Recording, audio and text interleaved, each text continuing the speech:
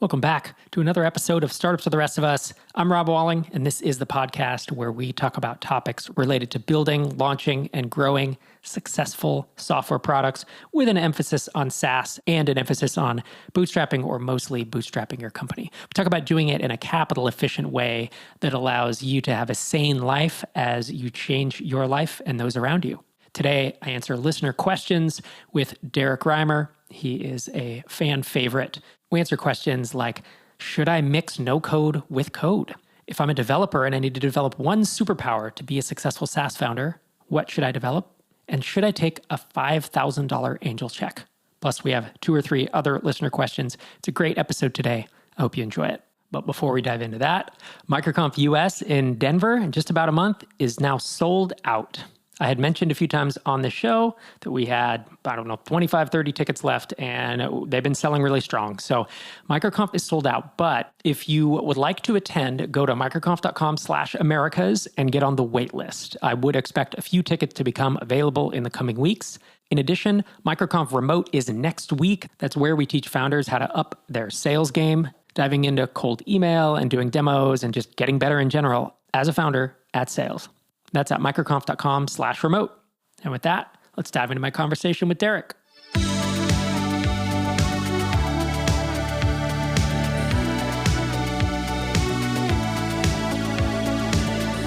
Derrick Reimer, back for more punishment, huh?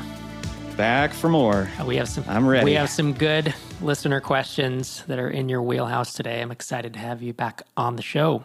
First question is from Paul Maxwell.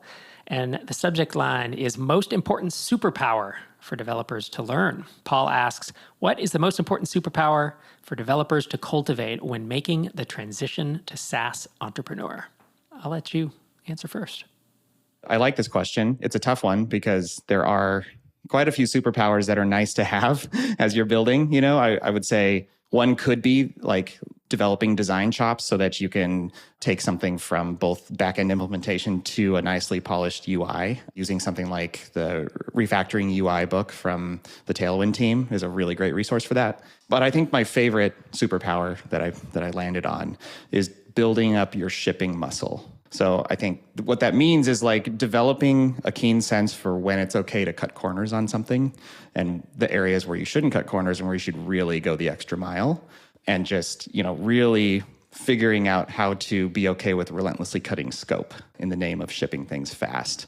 I think a lot of us founder developers, we tend to be perfectionists at our craft and we enjoy, making really high quality software. And that's great, but when you're trying to get something off the ground fast, you have to be willing to compromise on some of your perfectionism.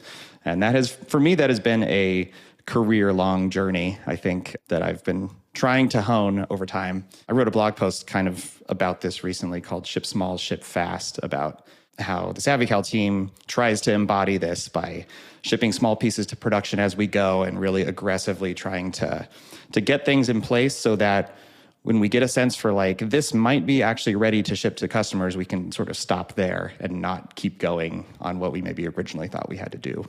Yeah, and I remember back in the drip days when we were building automations into what was basically a ESP light. It was a very light ESP that could send some emails and do some stuff, but we didn't have any of the marketing automations. We didn't spend 5 months and then drop 10,000 lines of code into production. We called it the rules engine, but it was an automation engine. I believe that you wrote the background, and it was like whether it was a state machine or it was a bunch of classes, no UI. And you pushed all that to production one week. And it didn't do anything. You couldn't do anything. And then the next week, it was a screen where you could make a rule. And there was one trigger, and there were like 4 actions. And I think the trigger was, you may remember, but I thought it was like click a link. It might have been the first one we implemented. And then our actions were like add a tag and send someone an email and subscribe them or unsubscribe. Like there were 5 different actions. That was it. And then the next week, there were more triggers and there were more actions. And over those months, and we actually saw the graphs changing, right? The retention graphs were going up. The trial to paid was going up during that time.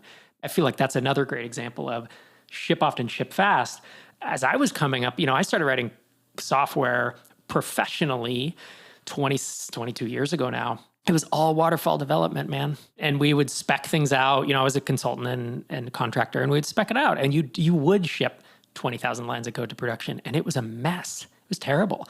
And that's still done today. I want to be clear. Like, there are a lot. If you work at a bank today, if you work at a credit card company, if you work at an insurance company, if you work at a Fortune 1000, you probably drop big quantities of code months and months, and then you drop it into production. And if you're going to be a solo SaaS founder, or whether you're solo or not, early stage SaaS founder, you have to ship way, way, way faster than that. And not even full features, but fully tested code that cuts your risk down, in essence, of introducing bugs, and also feature velocity, right? That's one of our biggest advantages as early stage bootstrappers, is that we are faster. We're more nimble and we're faster than larger incumbents. And so if you're not gonna weigh into that big advantage, I think you're making a mistake.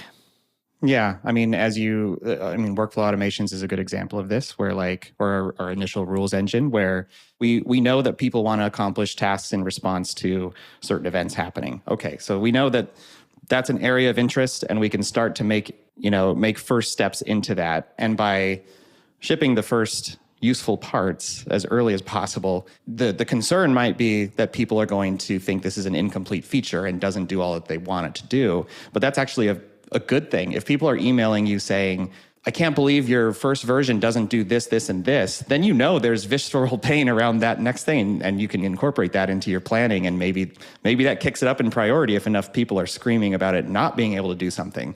The worst is when you're sitting in the dark building and you're not hearing that feedback loop from customers, or you spend 8 months building something and you ship it and it's crickets. That's major risk too. So I fully agree with your take. And I also have something that I noodled on.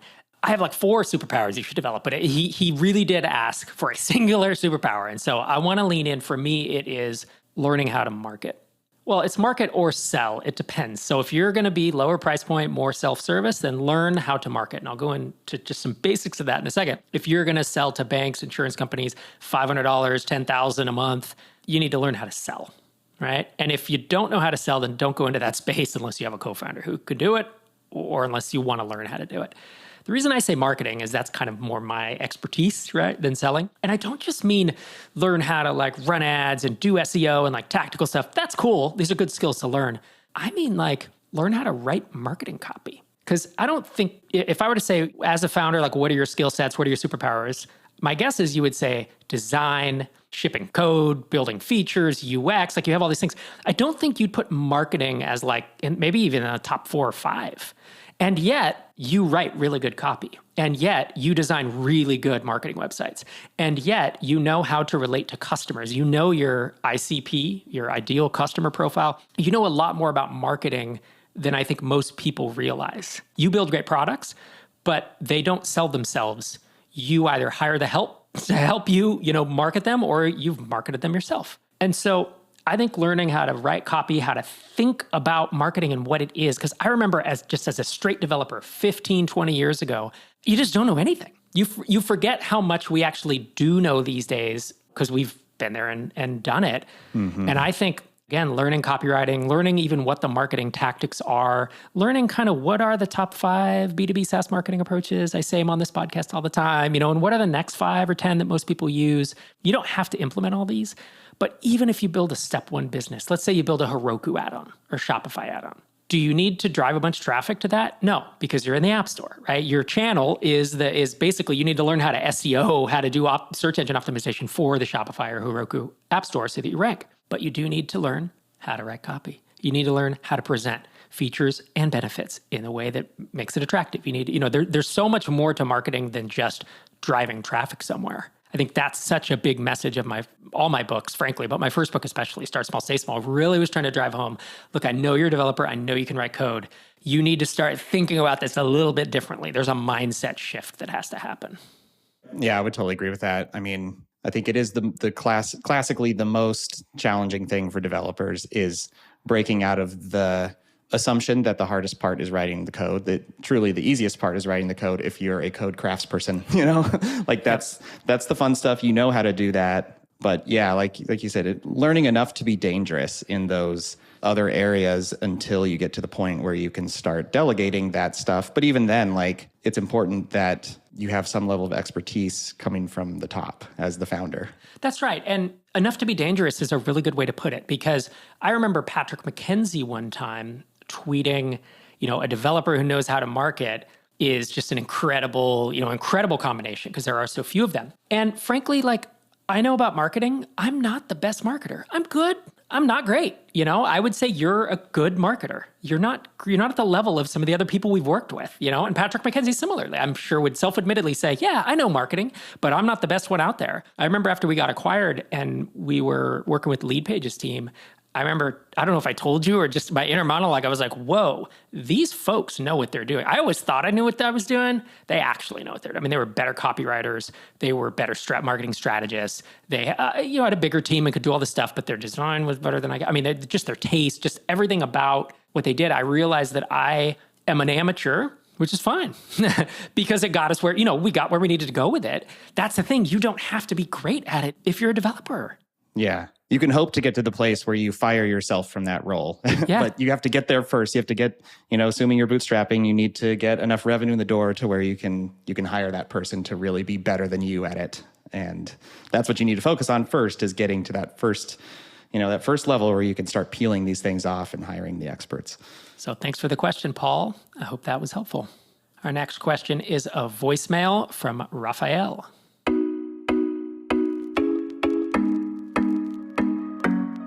Hi, Rob. This is Raphael from Germany. I run a wedding website that's pretty similar to what Tracy had with Wedding Lovely. Our company is called Hochzeitsportal24. And I know your thoughts about bootstrapping a marketplace, and I couldn't agree more. But I've been doing it for such a long time. We're pretty far along, so I'm sure that we can make it work. Our problem is that we are profitable, but not yet so profitable that we can hire a lot of full-time developers. We have a full-time junior developer and then a senior developer who's freelancing for us. And we have so many things that we want to build, but we don't have the money for it. So my question is, does it make sense if you already have an existing code base? We are written in mostly in Node.js and Angular. Does it make sense to combine this with no code or low code for new products or new features, especially if it's not like a standalone product, but it needs to be somewhat integrated in the existing system? Would this make sense, or would this just increase complexity and just be something that's extra that would have to be rewritten at a later point anyways? So would love to hear your thoughts on this. And thank you so much for your podcast. It's been a pleasure to listen to it for the last couple of years. I really like this question because it's one I've never thought of. I've done a lot of talking about no code lately on the podcast, on the MicroConf YouTube channel, but this is such a cool question to think about. There's pros and cons to it, right? But I think it's something that will become more and more common. I think more people will think about this avenue of this hybrid mix. What are your thoughts? Yeah, I think ultimately the beauty of this is that your customers don't care what tools your product is built in, which has always been true, but continues to be true as you think about, incorporating more platforms that take care of larger parts of your application. As I think about what no-code tools I've historically used, they wouldn't call themselves no-code tools, but as an example, we never send our own emails. We use Postmark. I don't write my own content management system. I use Ghost for people to publish articles onto our blog. And I use Help Scout knowledge bases. That's a separate website.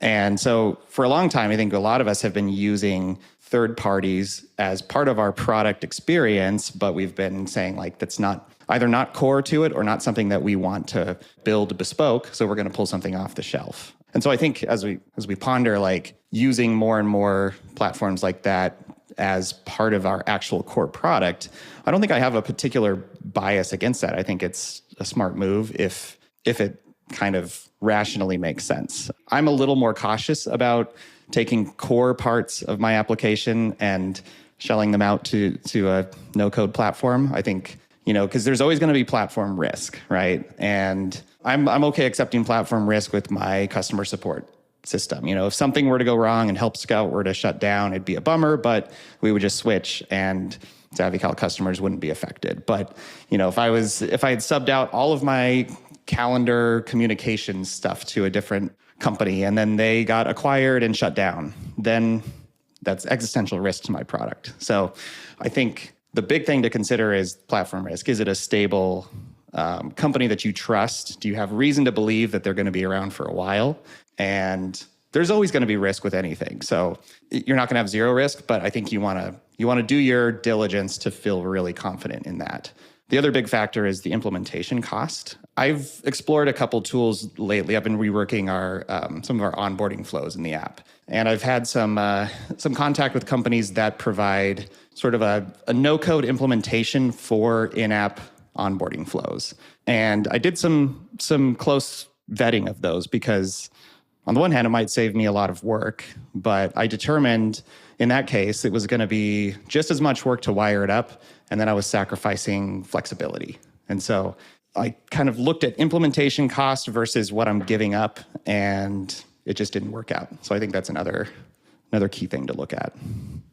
And what's interesting is when it's no code like that, like app queues is an example of a onboarding no code tool, I guess we could call it. When they get niche like that, they get really expensive. And it's almost like the cheaper no-code stuff is the Bubbles, the Airtables, the Softers. We use those at MicroConf and at TinySeed. And they're generalist platforms and they're massive in terms of their reach. And so they can price themselves cheap. Maybe it's because they've raised a bunch of venture, or maybe they are actually, breaking even, making money, whatever, with that. But the further niche you get, there's some of these app queues and those other ones, the prices are crazy. So it wouldn't just be your implementation hours of doing it, the effort, but it would also be expensive. So it's an interesting one. Something I want to kind of double down on that you said was for core pieces of my application. And I would agree with that. If it is a core piece of a SaaS application or, a core piece of software, I would have a real tough time with it. But there's so much that's not core, so much auxiliary stuff, and so much that's experimental. Imagine Raphael has a wedding website and needs to put up, he wants to try a new directory of vendors. And do you code all that up or do you just build it? I mean, you could build that so fast, right? It's like the prototypical example of no code on Airtable is building like a directory. And so in that instance, would I consider building it in no code or having someone? Absolutely. Because if it works, either you leave it or later you write it out in code. You pay someone to build it. I mean, we're doing some stuff with MicroConf now that is going to be customer facing, so to speak. It is MicroConf, attendee and community facing that you can't tell is no code. And as long as it scales, and we don't have massive scale, right? It's not like we need 10,000 simultaneous users. As long as it scales, I don't think we'll ever rewrite it. But we're not a SaaS application. And you are coming from that, when I imagine another good example, dude, remember when we had a list of applications that integrated with us, like an applications directory, but it was just a flat page. And then post-acquisition, we had time and we had a resource who basically turned that into a searchable directory with all types of information. Like that would have been, it wasn't a core piece of the product, but it was a nice marketing asset. So when we approached people to integrate, we said, we can send an email, we'll do a blog post, we'll do a tweet, and you go into our application directory. Like that's such a cool use of no code. Probably never need to rewrite that. I have a tough time imagining a feature of a SaaS application that I would build in no code. Maybe someone can think of an example, but if I have a code base, I have a tough time. Maybe an embed. Yeah. Imagine an embed, like, you can go to Signwell, right? Electronic signature, and they have an API and they have embeds that you can embed in your app so that people could sign stuff in your app and it's white labeled, right? Mm-hmm. You could say that's a no code integration. And I would be fine with that type of thing. But I think it as you said, more of a core feature that a lot of people are going to use. I'd have a much tougher time with it. Yep. I mean, yeah, it so much depends on what the nature is of the service you're providing. Like, I'll use my own product. If scheduling is a piece of your experience, like you probably don't want to build your own scheduling infrastructure. Like that would not be, unless you are building a scheduling tool where that's the part that differentiates you, I guess. I don't know. Yeah, the definition of what's core and what's not is kind of difficult, I guess. But a little bit of founder gut there, where it's like, I'm not sure. Yeah. I think overall, though, my answer to his question is, in general, I'm pretty bullish on no code. It does a lot today, and it's doing more, it seems like, every month. And the amount of stuff we've now built internal to TinySeed and MicroConf is pretty surprising. And aside from some of the pros and cons, which I talked through these, 6 episodes ago with Tara Reid of Apps Without Code, And we talked through the pros and cons. And so if the cons that we mentioned there are not huge deal breakers, then I think it's certainly something you could toy with. So thanks for the question, Raphael. I hope that was helpful. Our next question is a video voicemail from Drew Clements.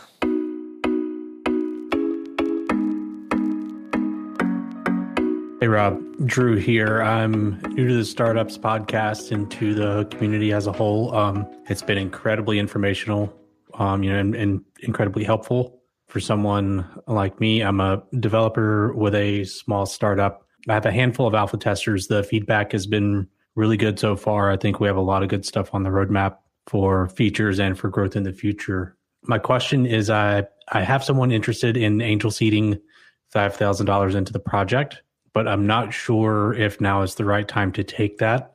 I think I could definitely find ways to spend it on marketing and ads and stuff like that. My hesitation, though, is that I know the market that I'm after doesn't necessarily respond well to traditional marketing tactics. So I feel like, Google ads and stuff like that may just be spending money for the sake of spending money. But at the same time, it's significant enough that I don't want to just say no if there's other ways it could be used. So I'm the sole developer on the project. I wouldn't really want to outsource or bring on any contractors this early, especially if that's the only amount that's being seeded. So I'm just looking for feedback.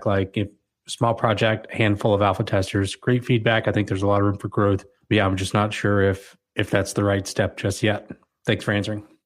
$5,000 angel investment. It's unusual, right? What do you think about this? Yeah, I think my answer depends ultimately on the nature of the investment, what are the terms and what comes with the money. My gut is saying if it's just purely monetary, if it's a friend who's trying to be helpful and wants to give you $5,000 to help you get your thing off the ground, but is not necessarily coming with mentorship or connections or other people in the industry or the other things that come with smart money, then I would say $5,000, it's not nothing, but it's not going to go super far. And I don't know if giving up a piece of equity in your company at this early of a stage for that small amount of money is really worth it. My recommendation would be to, be scrappy. This is the time to be scrappy and hustle and use your time and your effort more than money to try to get some initial traction.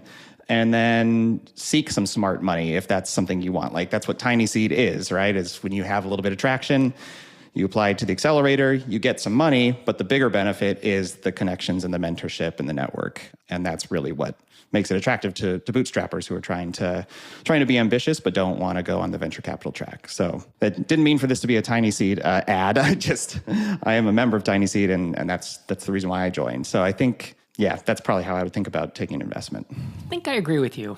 I think that if you don't need the money, because Drew said, I kind of don't know where I would spend it. And if you're in that position where $5,000 doesn't make a huge difference, because for some people it would. If I was starting a company when I was 20 years old or just out of college, $5,000 actually it was a big deal. I just didn't have any money. And so if you're in that position, the $5,000 really will help you and the terms are not terrible, then yeah, take it. But it doesn't sound like Drew's in that position. And I think I echo what you're saying, where I probably wouldn't take it at this point. It's almost not enough money. Because think about this. You have to have a lawyer look at a safe, or a convertible note or whatever, you take it. And so by the time you find a lawyer and pay them, what is that? $1,000, $1,500? It's just, when Tiny Seed founders come and talk about, hey, I want to raise some follow-on funding, we say, cool, here's our advice.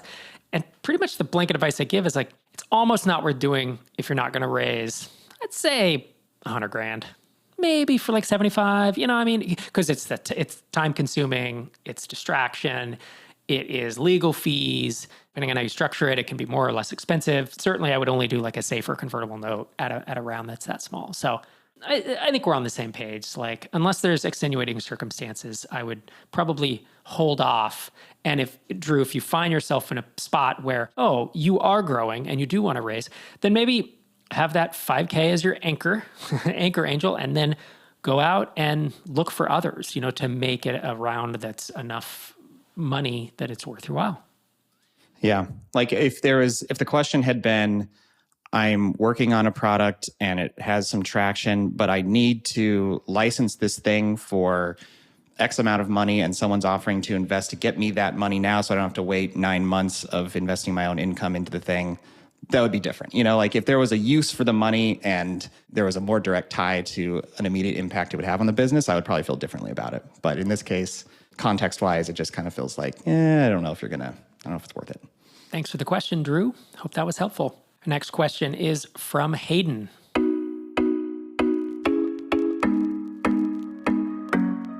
Hey, Rob. My name is Hayden. I really enjoy the podcast. Thanks for answering questions and for taking my question. I am an aspiring SaaS indie founder, kind of in the idea formation stage. I've been reading The Mom Test, and it's a great book, but I really want to validate an idea. My idea involves feedback for the banking industry, and one of the hard things would be reaching out to bank either managers or executives and interviewing them without really having much to offer them. And so I guess I'm curious what you recommend, how to reach out, and even what to offer. Obviously, I want to interview them and solve their problems, but especially something a little more corporate like that. I want to target credit unions, but I find it challenging to get their time of day to do something like this. So curious what you think about that, how you would go about that, and how I could really have a value proposition that is worth something to them. Thanks again. Derrick, what do you think about this one? Yeah. So I think the good news is when you're doing the mom test, you don't actually want to come in with a value proposition for the person that you're talking to, right? Like the idea is to come in more with a learning mentality. You want to learn what your potential target customer struggles with and get a sense for whether the hypothesis you have is actually valid, whether it aligns with the problem that they've expressed. So you're looking to have conversations to find evidence of demand and willingness to pay. And so really what you're looking to do is learn and you're looking for them to do you a favor. So a couple ideas off the top of my head, I don't know how much connection you have to that industry already. I mean, banking industry sounds pretty specific, so maybe you have a brother-in-law who's in banking or something like that. But I would say if you know anyone in the industry and you have a warm connection already, could you ask them to coffee under the premise that like, hey, I'm a developer looking to solve problems in your space. And I'm interested in learning about what challenges you have day to day. And if they agree to do that, great. And then you ask, do you have any colleagues that you'd be willing to introduce me to? So you try to keep that chain of warm connections going to talk to folks in the industry. You could get really scrappy. You could make a list of local branches in your area, and you could buy a box of donuts and go in and say, hey, I bought these for the office. Can I have a few minutes with your branch manager? If you're an introvert, that probably makes you extremely uncomfortable, but it might take some bold moves to charm people into being willing to talk to you. And so just try to be, as friendly and open as you can as you try to have these conversations with people who maybe otherwise wouldn't want to give you a slice of their day. Yeah, I think that's really well said. The only thing that I would add is if you don't already have connections in the banking industry, I personally would stay away from it in terms of building software for it, because they are going to take months or years to adopt new things. And it's going to be very, very hard to crack in as essentially, a bootstrapped founder. It's just one of the worst industries that you can pick as, someone without huge buckets of money and a sales force and all that. But if you do have contacts, you do have ins, I think your advice is dead on. So thanks for the question, Hayden. I hope that was helpful. Our next question is passed along from Scott Underwood. He's a longtime listener of the show, and he linked us up to a Hacker News thread that is titled, How Are You Handling Section 174 Changes for Bootstrapped Companies? Under these new rules, the U.S. is a U.S. law. So, if you're not here, maybe skip the next couple minutes. But the U.S. says that if you spend $90,000 in developer salaries to make your software, you used to be able to write that off in 1 year as an expense, which makes sense because when you have a company and you pay salaries, those are an expense this year. But now the 174 changes are saying it has to be spread over 5 years, and you can only take 10% of it in the first year. I'm not sure I fully understand that part. But so suddenly we've gone from a profit of, let's say, $10K to a profit of $91,000 for tax purposes. You'll obviously eventually get this back over the next 5 years.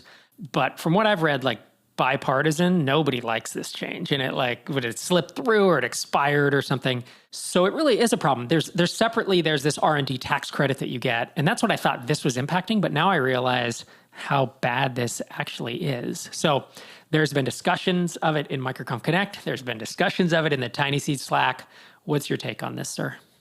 Yeah, I mean, this is an absolute cluster, right? Because it seems to have caught founders, accountants, even the government flat-footed. Like the IRS has said, we will release guidance on this later in the year, but it applies to the 2022 tax year. And my taxes are due in 2 weeks for my corp, right? If you have an LLC. And by the way, if you're me, Johnny on the spot this year, and I already filed my taxes, that means potentially an amendment. What a lot of people are doing that I'm hearing, and again, take everything I say with a grain of salt, not an accountant, not accounting advice, but what I'm hearing a lot of people say is that their accountants are telling them to basically file an extension and wait and see if this gets rolled back. Repealed, Yeah. which I think it will. I mean, if they're smart, they'll do it because this is not good. Otherwise, how many companies do we know that their software developers are suddenly going to maybe have a different job title? Yeah. Or, it says developer, but they only spend half their time building the product. The rest of it is helping with marketing or what, you know what I mean? It's like, this is no good. Yeah. And the challenge for me, so like just to give you a little perspective as a founder, I actually haven't bothered myself with the R&D tax credit because I understand that the IRS does love to audit companies that take the R&D tax credit. And I don't want to be audited. I don't want to increase my odds of being audited. That just sounds like a massive distraction as an early stage company. So personally, that's been my choice. I haven't bothered with it. Now it becomes pretty irrational not to try to get the tax credit if you're going to be subject to this new amortization policy. But it's weird because it would appear the compliance requirements for actually carving out and saying, this much of this person's salary was R&D versus this much was not. You have to be rigorous about that if you're getting the tax credit, especially if they're giving you a benefit, then the IRS is going to want to know in the case of an audit, they're going to want to know, well, how did you justify saying this much was R&D? So even if you wanted to take a broad stroke and just say, okay, fine, this developer's salary is R&D, I'll amortize it, but I also want to claim a tax credit for that full salary. Well, now you have to have done all of your diligence to justify it. So it's nasty. Talking to other founder friends, seems like most people's accountants, even those who are more tech-oriented, are not super aware of this change. So I think you may have to do a little more digging or prod your own accountant with some articles on like, hey, this is specifically what I'm hearing. Can I get your advice on this? Because I think a lot of accountants just aren't even aware, like this is such an outlandish change. Everyone's kind of surprised by it. Yep, it's a mess. Call your Congress people. Let's get this repealed. My hope is that it will get fixed because that's the best solution here. Yeah, I do know that Michelle Hansen, she's one of Tiny Seed mentor and founder of GeoCodio. I think she's organizing some efforts to write letters to your Congress people. So check out what she's up to. I think that could, hopefully help move the needle on getting this changed. Yeah, so thanks for passing that along, Scott. Our last question of the day is from Dan the BA. BA stands for Business Analyst on Twitter. He says, hey, Rob, I love your podcast and especially the question and answer rounds. I was hoping you'd be able to advise. I work as a business analyst and I have okay technical knowledge, but I want to be more of a doer. More database querying, integrations, file translations, automation. Currently messing around on Code Academy doing a SQL course, but I was wondering what learning resources or possible mentorships you could recommend. I personally think having a proper test environment and or mentor to actually go through scenarios would be ideal. What do you think, sir?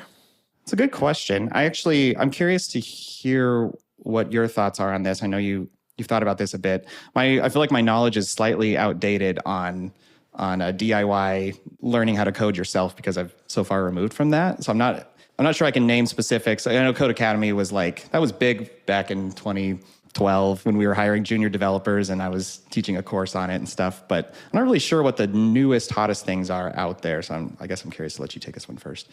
I got to be honest. I think if I were trying to get into kind of technical stuff and I was non-technical, I would think about no code. This is becoming an advertisement for no code, but I would start digging into Airtable to like learn the paradigms.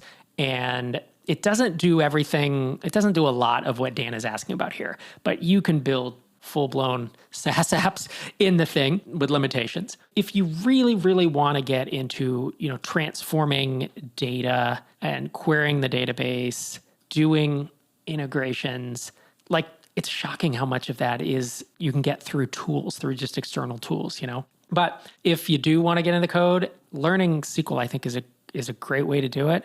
I have a tough time advising on how to do it because for me, I always learned really well from books. And I don't think most people do. But I would literally buy, when I tried to learn SQL, which is structured query language for those, if you're not technical, but it's just how you query a relational database. I would just read through and be like, oh yeah, that makes sense. But it's like a lot of people really want an in-person course, right? Or they want a video course or they want a whatever.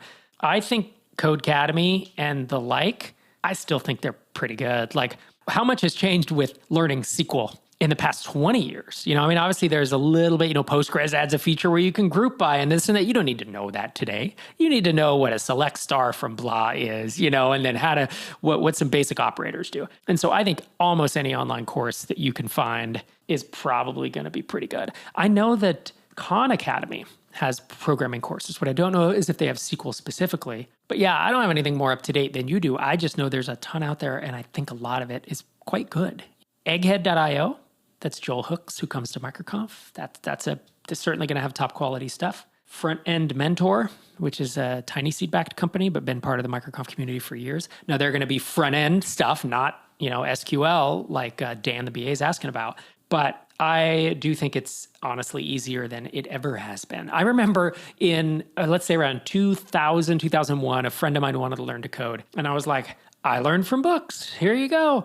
And she was like, I don't learn from books. So she signed up for an in-person course. It was in Sacramento, California, and she would drive there 2 days a week. And it wasn't like a junior college course. It was a technical training, kind of a occupational training thing. And she learned it. And she went twice a week for several months and then got a certificate in whatever it was she was learning. It was like HTML and Perl or PHP or JavaScript, just some basic web stuff, webmaster type stuff. You don't have to do that anymore. I don't think that's necessary unless you really do need the in-person aspect of it. I think if you have discipline and you can carve out an hour or two, every few days, like I think you can learn a lot of this stuff. Yeah, because there are a ton. It's just, I think that's why I have trouble naming one specifically because there's just so many, there's so many different courses out there and individuals trying to produce courses and larger companies producing courses. Pluralsight, I think, is like one of the big sites that has video courses. Some are more like watch a YouTube video and learn as you go. Some are more like step by step, each screen, you type code into a thing and it tells you whether you did it right or not. There's just so many different ways depending on how you learn best, I think. I would also say, like, depending on what your kind of environment, the tooling that you're working with, thinking about it as like the no code being the bridge into it. I see a lot of like less technical co-founders doing this where like maybe they're technical co-founders writing a lot of code and they're trying to be useful on some parts of like, analyzing user patterns or something, and they have some raw data. And so then they start, using a no-code tool, and it introduces coding concepts. You start to learn about conditionals and filter criteria, just these things that you need to know when you're writing an SQL query, but you can learn it in a more beginner-friendly way and kind of graduate into the really low-level stuff. I think that can be a good bridge.